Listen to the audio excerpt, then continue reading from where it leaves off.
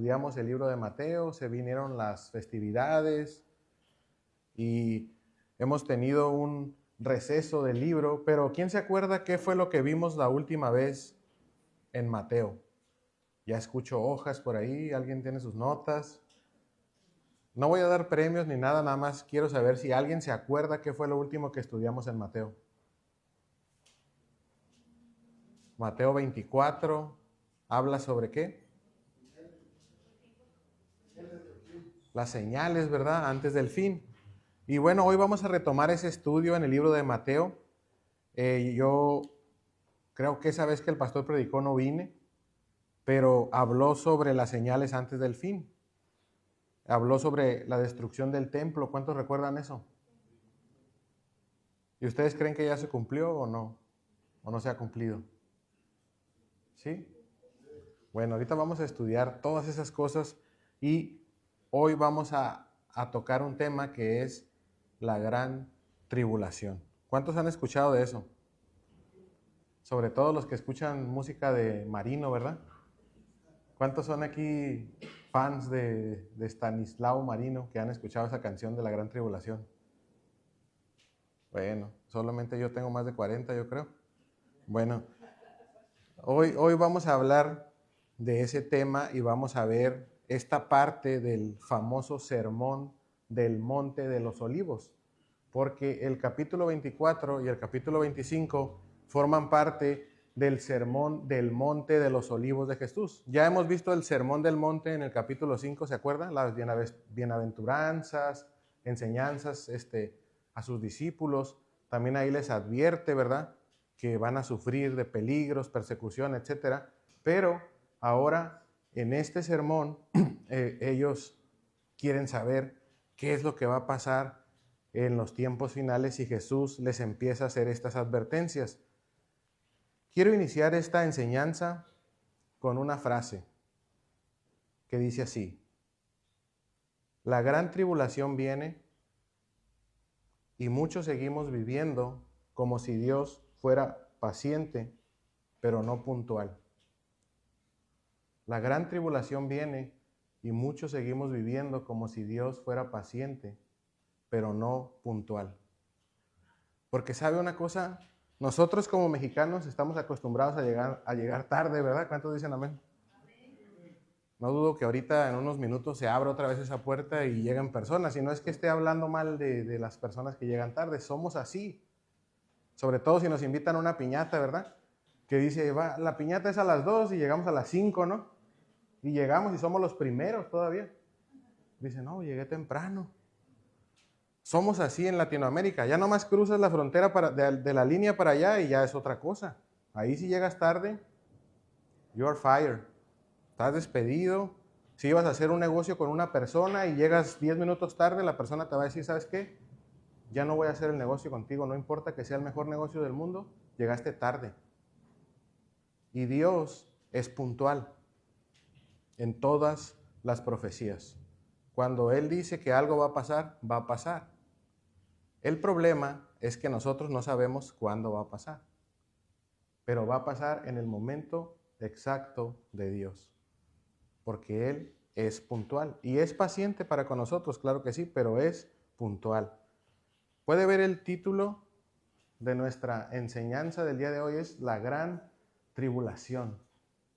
Y vamos a estudiar Mateo 24, del versículo 15 al versículo 28. Los que toman nota, ahí están sus pantallas, la gran tribulación, Mateo 24, del 15 al 28. Salud. Y vamos a iniciar nuestra lectura en el versículo 15, en el cual nos vamos a enfocar algunos minutos. ¿Ya están ahí? Yo tengo la Biblia de las Américas. Si usted tiene otra versión, no se preocupe, nada más sígame con su vista. Y dice así la palabra de Dios. Por tanto, cuando veáis la abominación de la desolación de que se habló por medio del profeta Daniel, colocada en el lugar santo, el que lea, entienda. La abominación desoladora, dice la Reina Valera, ¿verdad que sí? Bueno, Jesús está advirtiéndole a sus discípulos de una señal. Ya habló de señales antes en los versículos anteriores, como si recuerdan que el pastor enseñó que habrá falsos cristos, oiréis de rumores de guerras, ¿verdad? Todo eso son señales, pero esta señal en especial es una señal que va a marcar un punto en la historia de la humanidad, cuando la abominación desoladora se siente en el lugar santo. Y Jesús le está diciendo a sus discípulos, cuando veáis. Esto quiere decir que sin dudas esto es una señal tangible, es una señal visible, es algo que va a pasar literalmente. No es algo espiritual, no es como que a lo mejor ya está sentada y no nos hemos dado cuenta. Es algo que va a pasar en un lugar físico. ¿Sí me entienden? No es algo espiritual como muchos enseñan. Le digo esto, no me voy a meter mucho en lo de las posturas diferentes que otras denominaciones o otras iglesias tienen respecto a estas profecías, pero sí le voy a enseñar lo que nuestra iglesia cree acerca de esta profecía. Calvary cree que esta profecía de Mateo 24 ya se cumplió la primera parte, pero esta parte que Jesús está enseñando a partir del versículo 15 es futura. Todo esto es parte de la escatología. A mí no me gusta mucho la escatología porque la escatología es una rama de la teología que enseña el orden de las cosas, cómo van a suceder y cómo han sucedido desde el principio hasta el fin. ¿Me entiende? Es como tratar de poner toda la escritura cronológicamente cómo va a suceder las cosas. Y ahí es donde muchos difieren, donde hay controversia. Por eso existen tantas denominaciones, porque no se pueden poner de acuerdo todos los hombres. ¿Estamos de acuerdo? ¿Alguien ya no estuvo de acuerdo aquí, ve? Es difícil. Entonces, quizá usted tenga una postura, quizá no, pero yo le voy a enseñar lo que nosotros creemos, lo que creía Chuck Smith, el fundador de nuestra iglesia. Ahora, miren lo que dice Jesús aquí en el versículo 15. Cuando veáis a la abominación desoladora en el lugar santo. ¿Cuál es el lugar santo, hermanos? ¿Sabe usted? ¿Tiene una idea? ¿Dónde está el lugar santo? En Belén. En Belén, dice el hermano. Ahí nació Jesús, ¿verdad? También ha de ser muy santo ese lugar. Pero ¿cuál es el lugar santo? El lugar santísimo, donde entraba el sacerdote a hablar en la presencia de Dios.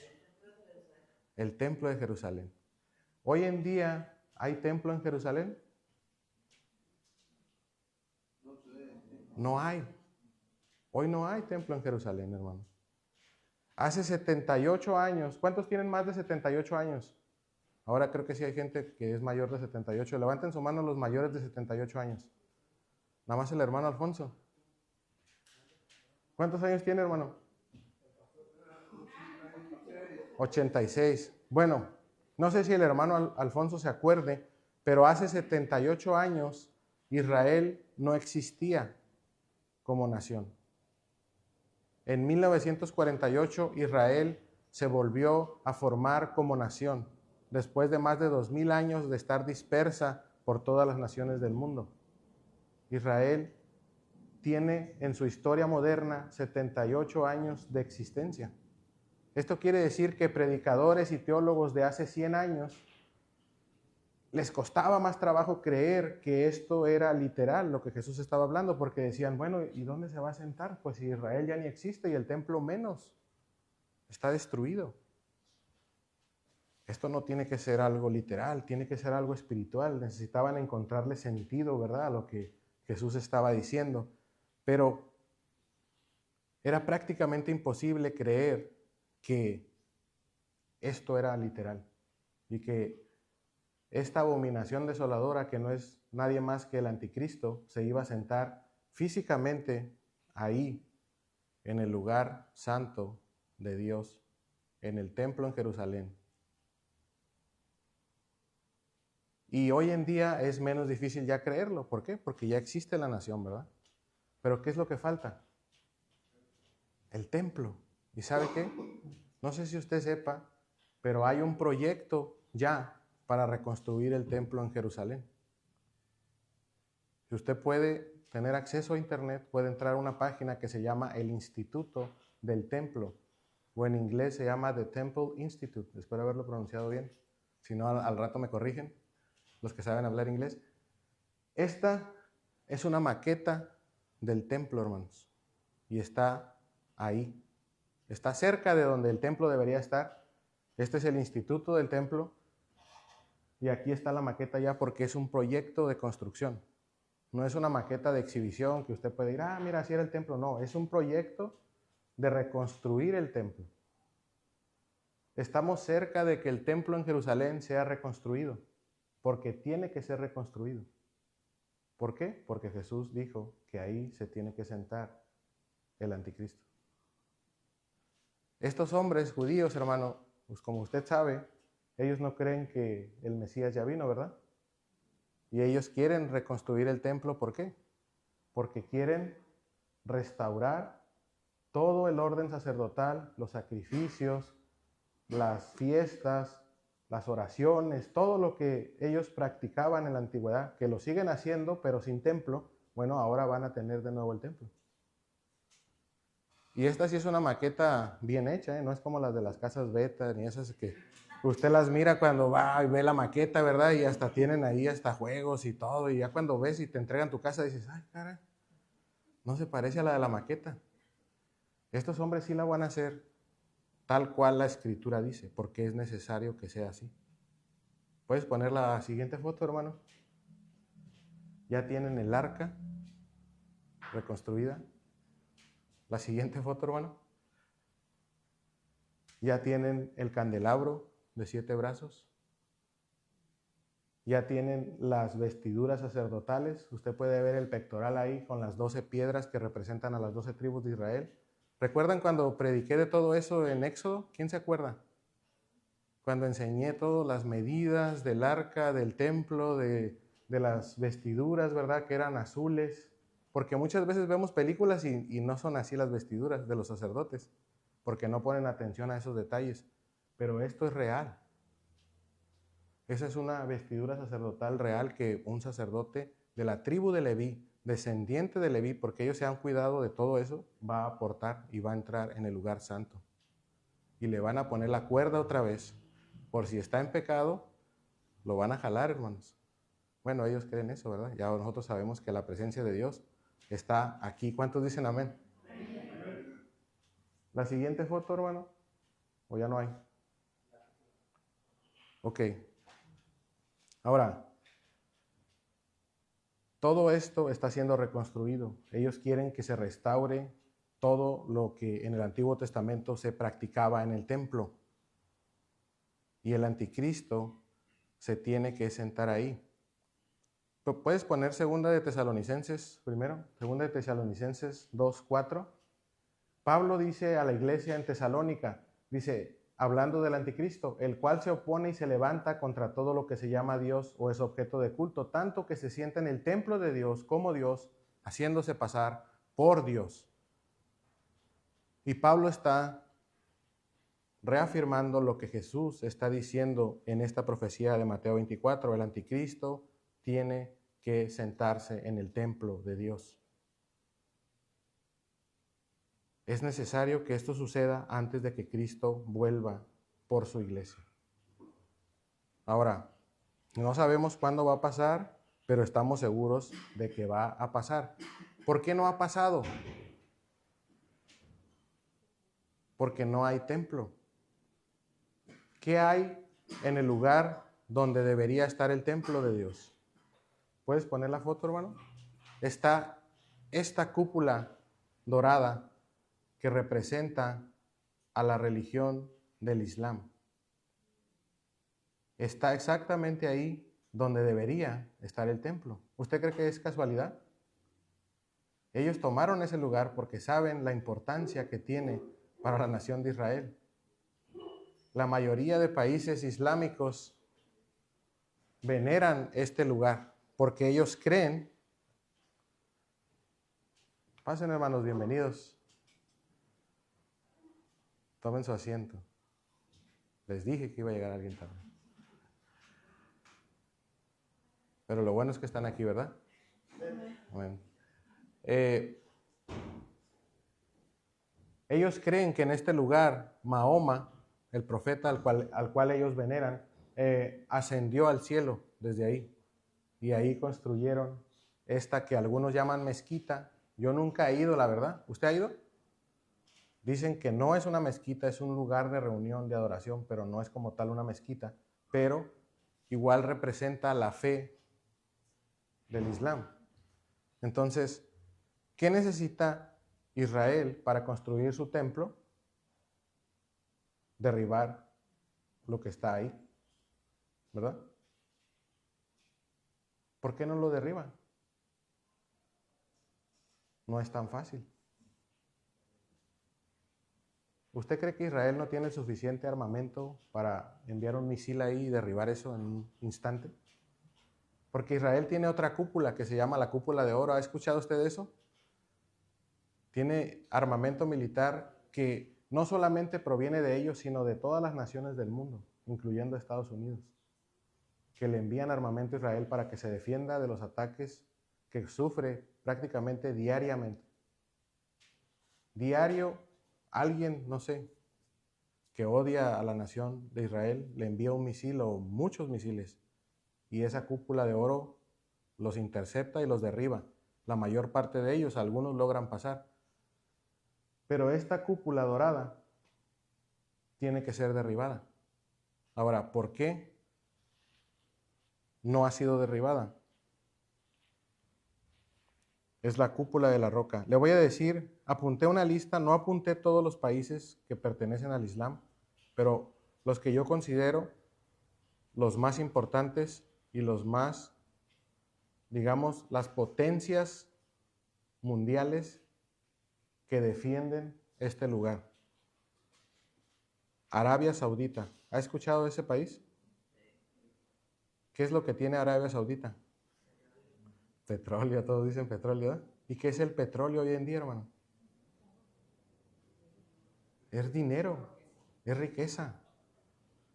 ¿Son una potencia mundial Arabia Saudita? Sí. ¿Ha escuchado de Irán? Es un país islámico. ¿Ha escuchado de Irak? Sí, ¿verdad? Hemos escuchado muchas veces. Y son países que les gusta la guerra. No tienen miedo de pelear. ¿Ha escuchado de Emiratos Árabes? ¿Qué hemos escuchado de los Emiratos Árabes? Hombres de mucho dinero, ¿verdad? Príncipes. Todos ellos pertenecen al Islam. ¿Ha escuchado de Qatar? Fue el mundial hace poco ahí. ¿Cuántos les gusta el fútbol que vieron el mundial de Qatar? ¿Sabía usted que ese país no tenía nada de infraestructura, ni en estadios, ni carreteras para llegar a ellos, ni nada? Y de cuando fue elegida como sede, que yo no sé por qué fue elegida, ¿verdad? No tiene nada que ver la política y el fútbol. Estoy siendo grabado, bueno. De ahí construyó en unos pocos meses estadios mundialistas. Hay países que tienen años siendo países futbolistas y no tienen un estadio de las capacidades de los que construyeron en ese país. ¿Y sabe qué pasó después del mundial con esos estadios? Están abandonados. Ellos los hicieron únicamente para ese propósito. O sea, ellos tienen dinero para decir, ¿sabes qué? Hazme algo ahí, después que no sirva no importa. Sobra y abunda ahí. ¿Ha escuchado de Egipto? Yo creo que todos, ¿no? Pakistán, Afganistán y todo lo que termine en tan. En serio, hay muchos países, Uzbekistán, quién sabe qué tantos, ya no me los aprendí, pero todos esos países están alrededor de Israel. Y son países bélicos, y son países islámicos. Nigeria, Senegal, en África. Y ahora hay una lista de países que son potencias mundiales que no son completamente islámicos, pero que tienen una población muy grande.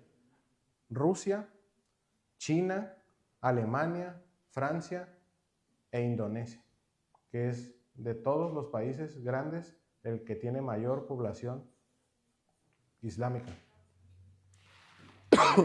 Perdón. ¿Me pueden traer poquita agua a alguien, por favor?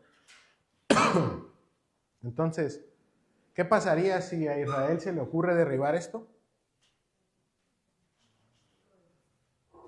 La tercera guerra mundial, hermanos. Así de fácil. Sería el inicio de la tercera guerra mundial. Por eso no es tan fácil derribarlo y construir el templo. Y el templo tiene que estar ahí. No hay otro lugar. Los judíos no pueden decir, bueno, no queremos pelear, vamos a ponerlo aquí a un ladito, ¿verdad? Tiene que estar ahí. Y eso tiene que caer. ¿Cuántos recuerdan a los que son más jóvenes? Ahora voy a dar un dato para más jóvenes, entre comillas, ¿no? Que prendieron la televisión un día en la mañana y las Torres Gemelas estaban siendo atacadas por un acto terrorista. Fue tremendo, ¿verdad que sí?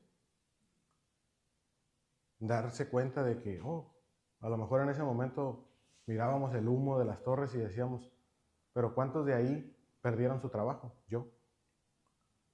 A partir de ese suceso. Vino un cambio mundial, no solamente afectó a Estados Unidos o a los países involucrados, fue algo global. Yo perdí mi trabajo, la empresa donde trabajaba quebró y muchas otras que conozco. Vino una recesión económica en todo el mundo. Un día vamos a prender la televisión y esa mezquita va a estar destruida y va a afectar a todo el planeta, créame. No nomás a ese país ni a Israel. Todos nos vamos a despertar con esa noticia. No sé si yo lo voy a ver, pero yo creo que un día va a pasar. Y va a comenzar la guerra. Y va a ser algo tremendo, hermanos. Y esa es la razón por la cual no se ha construido el templo, pero va a suceder. ¿Cuántos lo creen? Vamos a continuar con nuestra lectura, que ya se me acabó el tiempo, creo, ahí en el versículo 15. Y Jesús les dice, bueno, cuando ustedes vean esto, entonces ya empieza a dar las instrucciones de qué hacer. Entonces los que estén en Judea, huyan a los montes. ¿Los que estén dónde?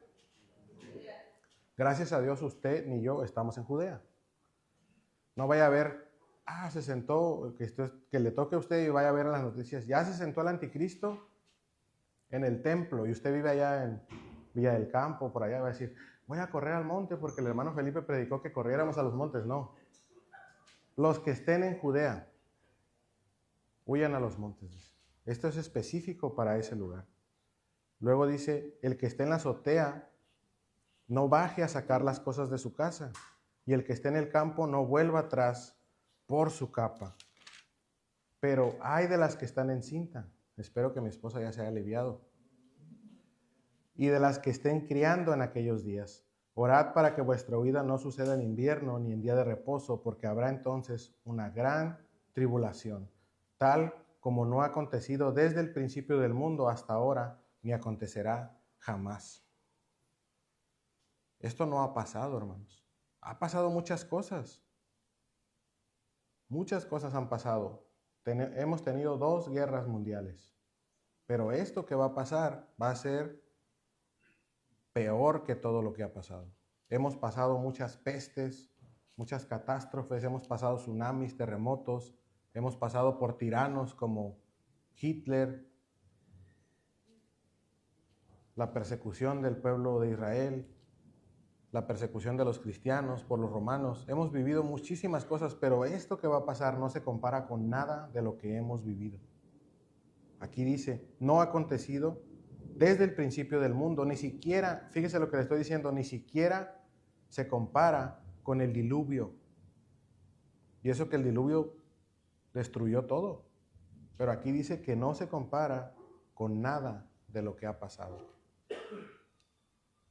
Y ahorita a lo mejor no nos podemos imaginar nada de eso, pero eso va a pasar.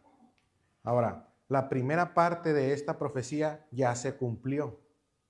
Mateo 24:1 habla de la destrucción del templo y nosotros en Calvary creemos que esta parte de la profecía ya se cumplió. El templo ya fue destruido y la prueba es que no está, ¿verdad? Va a ser reconstruido, pero actualmente fue destruido en el año 70 después de Cristo por el Imperio Romano dirigido por el general Tito. Y el templo fue destruido de una forma muy peculiar, fue incendiado. Y el fuego fue tan abrasador y alcanzó temperaturas tan altas que el oro que estaba en el templo fue derretido. ¿Recuerda las incrustaciones que el templo tenía? Los arcángeles, los querubines, todas las decoraciones de oro que había, todo se derritió. Porque también el templo tenía maderas finas, ¿verdad? ¿Recuerda? Que alcanzan temperaturas altísimas. ¿Cuánto se les ha prendido en su casa alguna vez un mueble así de caoba o de... ¿No tienen de esos muebles? Bueno, yo tampoco. Pero sí alcanzan temperaturas más altas esas maderas porque tienen aceites que... Bueno, el pino es uno de los que más comunes, ¿verdad? Usted ha visto cuando un pino tiene un aceite que suelta y prende, le dicen ocote, ¿verdad? Por ahí, no sé si es el mismo. Bueno, la idea es que el templo fue incendiado y el oro se derritió. ¿Y qué cree que pasó? Que los soldados romanos no quisieron dejar nada de ese oro en ninguna parte y quitaron hasta la última piedra del templo para llevarse todo el oro. Y no quedó piedra sobre piedra, tal cual Jesús lo había dicho. Qué curioso, ¿no? Porque ¿para qué derribarían hasta la última piedra? Usted dejaría ahí, si usted supiera que hay un oro debajo de una piedra, dijera, no, pues a lo mejor ahí ya no hay, no, la quito a ver qué hay, porque es algo de valor y me lo quiero llevar. No quiero dejar nada. Y eso fue lo que pasó con el templo. Entonces, nosotros creemos que el templo ya fue destruido, como Jesús lo dijo, tal cual en Mateo 24:1, y lo demás está por venir. Vamos a leer ahora el versículo 22, ya para ir terminando. Dice, y si aquellos días no fueran acortados, nadie se salvaría, pero por causa de los escogidos, aquellos días serán acortados.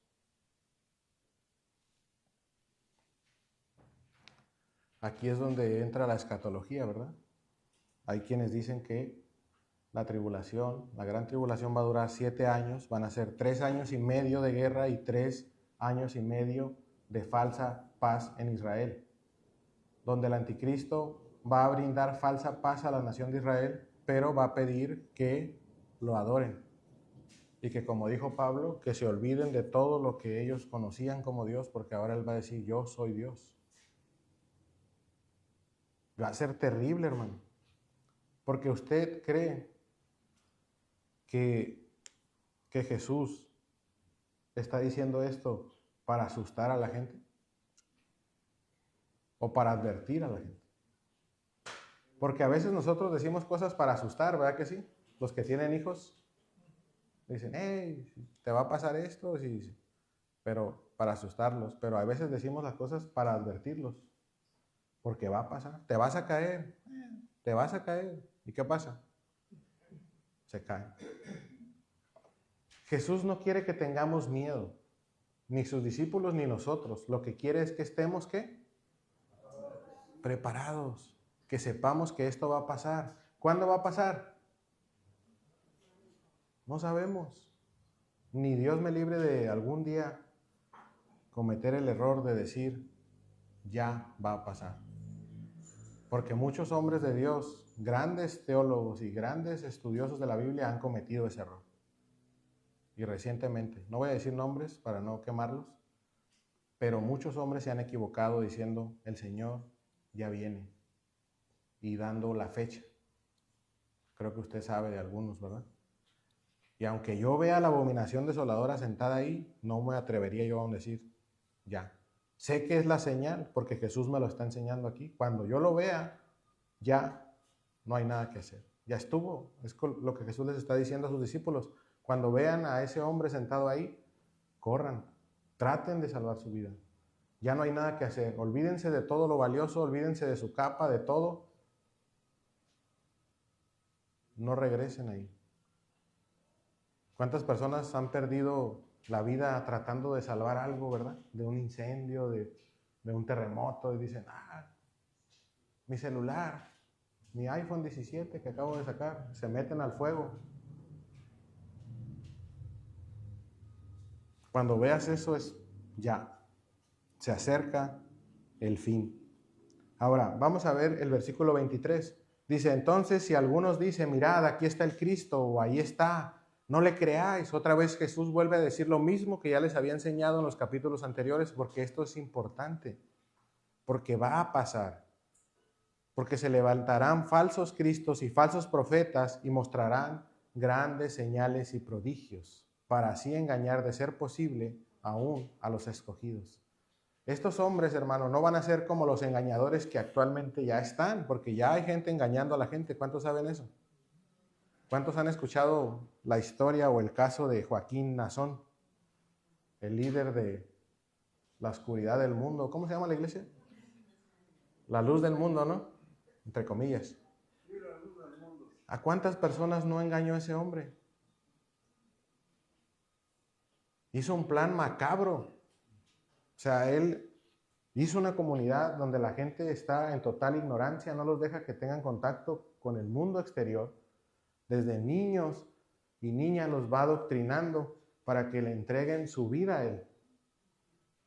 Es un engañador de nuestros tiempos, pero no tiene el poder de hacer señales y prodigios como estos hombres lo van a tener.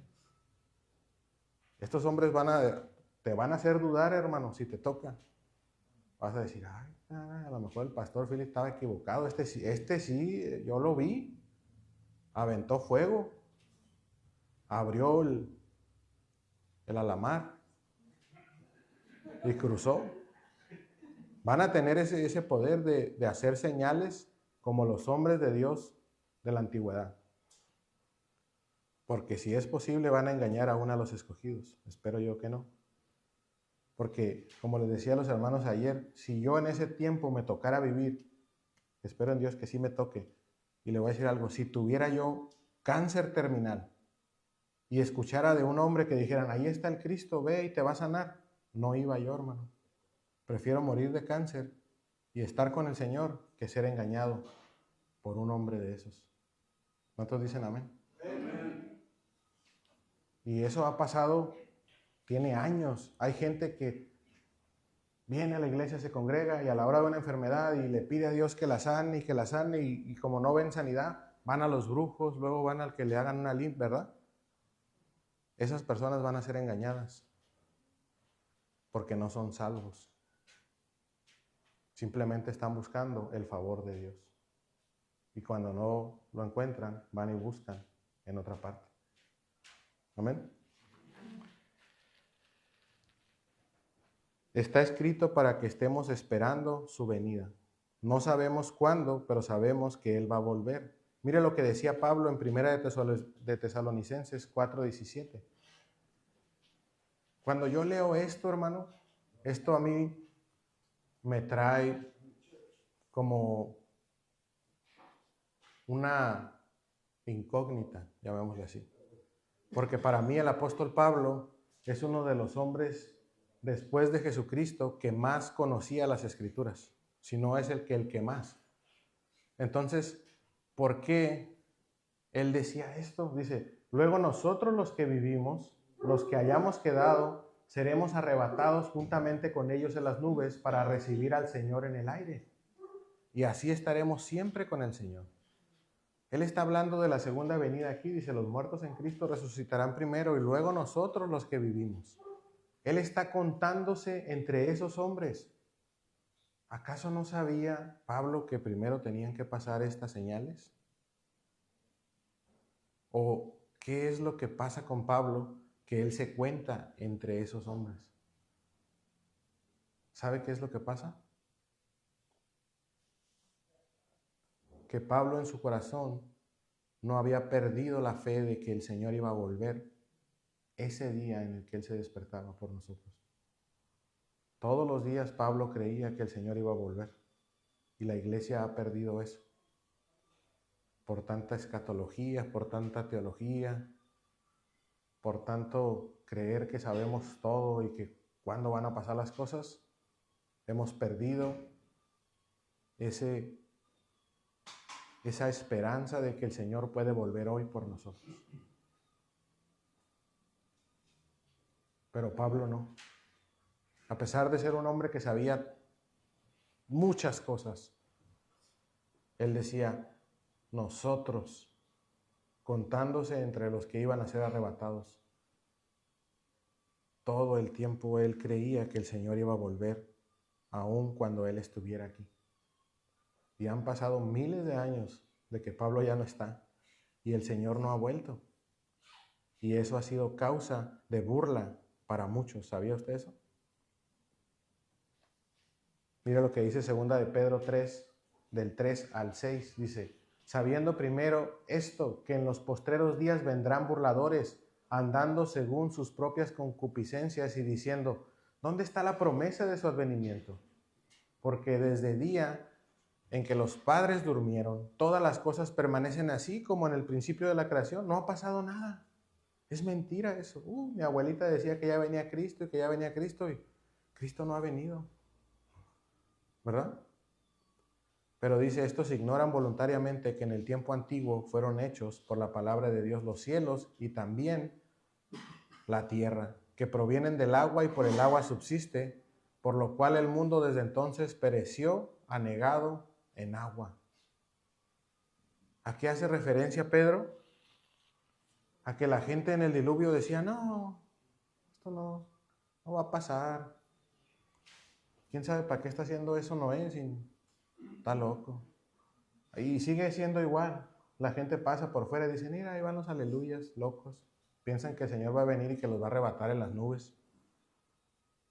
Eso es de locos, ¿sí o no, hermano? Y que los muertos en Cristo van a resucitar. Nunca he visto un muerto resucitar. Es lo más difícil de creer, la resurrección. Pero es la clave del Evangelio, porque Jesús resucitó de entre los muertos. Muchos se burlan, pero el Señor va a volver. Mira lo que dice el mismo del 7 al 9. Dice, pero los cielos y la tierra que existen ahora están reservados por la misma palabra, guardados para el fuego en el día del juicio y de la perdición de los hombres impíos. Mas, oh amados, no ignores esto, que para con el Señor un día es como 1000 años y 1000 años como un día. ¿Usted sabe quién era Pedro? ¿Sabe? Era un hombre todo lo contrario del apóstol Pablo. Y él mismo lo dice. Hay cosas que son muy difíciles de entender. Es más, Pedro ni siquiera escribió esto, porque él no sabía escribir. Alguien más escribió esta carta por él. Pero cuando él dijo estas palabras, que para el Señor un día es como 1000 años y 1000 años como un día, son palabras de un hombre lleno del Espíritu de Dios. Porque no son palabras de un hombre que estudió. Pero el Espíritu Santo lo guió a decir esto. Y el Señor no retarda su promesa, según algunos la tienen por tardanza, sino que es paciente para con nosotros, no queriendo que ninguno perezca, sino que todos, ¿qué? Procedan al arrepentimiento. Si el Señor no ha venido, hermano, es porque alguien aquí entre nosotros no se ha arrepentido. Y el Señor es paciente, como lo dije al principio, pero es puntual. No te confíes, no pienses, sí, ahorita, y sí, mi mamá está loca, mi abuelita está loca, y todos los que me han predicado están locos. Yo cuando ya esté viejito me voy a arrepentir y ya nomás me arrepiento y ya me muero y ya, a gusto, pues no trabajo para el Señor ni nada. No me sacrifico, no hago ningún esfuerzo de no pecar ni nada. Yo voy a vivir mi vida a gusto. Pero no sabes cuándo va a venir el Señor. Ni tampoco sabes, necio, cuándo vendrán por tu alma. Porque una de las dos cosas va a pasar, eso es seguro. Y para terminar, voy a leer el versículo 10. Dice, 2 de Pedro 3, 10. Dice, pero el día del Señor vendrá como ladrón en la noche, en el cual los cielos pasarán con gran estruendo y los elementos ardiendo serán deshechos y la tierra y las obras que en ella hay serán quemadas. Eso va a ser terrible, hermanos. No sé si usted vio los videos del ataque de Estados Unidos a Venezuela. ¿Los vio? ¿Miró cómo la gente gritaba? ¿Cómo les cayó como ladrón en la noche? Y no quiero decir que Estados Unidos sea ladrón, ¿eh? Ahí le cortan al video. Pero estoy hablando de una semejanza que la gente estaba dormida, hermanos. Y de repente cayeron las bombas y fue algo terrible. Se despertó la gente y no sabía qué estaba pasando. Y eso es algo quirúrgico, dicen ellos, porque es un ataque militar quirúrgico en un punto específico. Cuando esto pase, hermano, usted se va a despertar y yo ya no voy a estar aquí. ¿Cuántos dicen amén? Pero va a ser terrible. Va a ser terrible. Y no se lo digo para asustarlo otra vez, sino para que estemos preparados. Velad y orad. ¿Qué quiere decir esto? No quiere decir que usted todas las noches va a estar, a ver, oh, va a venir el Señor ahorita, no. Porque no es, ahí sí no es la noche literal. Puede ser en cualquier momento. Aquí es de día y en Japón ya es de noche. Pero dice que se va a ver desde un extremo de la tierra, cuando el Señor venga, hasta el otro. No importa la hora que sea. Para Dios no existe el tiempo ni la hora. Va a venir cuando Él lo tiene ya previsto. Velad y orad. Estemos listos, estemos preparados. Les decía a los hermanos de ayer, imagínense que alguien a quien usted ama mucho le dice, mañana voy a pasar por ti y nos vamos a ir a Hawái de vacaciones un mes. Y esa persona usted la ama con todo su corazón. Y le dice eso, mañana voy a pasar por ti.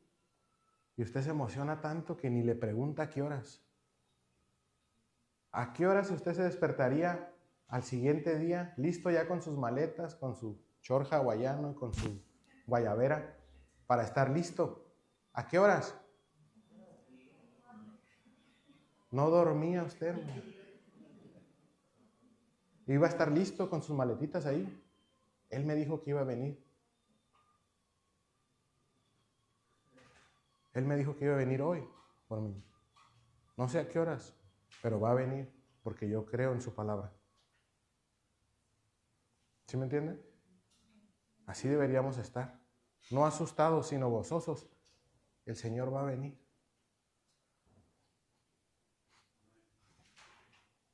No sabemos cuándo, pero Él va a venir. Y le amamos.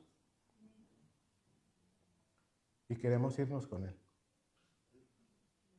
No es para tener miedo. Es para tener gozo. Y cuando usted vea eso, diga, wow, Señor, ya estás cerca tu venida. Y podemos decirlo desde hoy porque hemos visto que hay señales ya. Hay rumores de guerras. Y el Señor no retarda su promesa. Estemos listos para cuando Él venga, siempre, todo el tiempo. Que cuando Él venga estemos listos y que nos encuentre haciendo lo que Él nos mandó. Amén.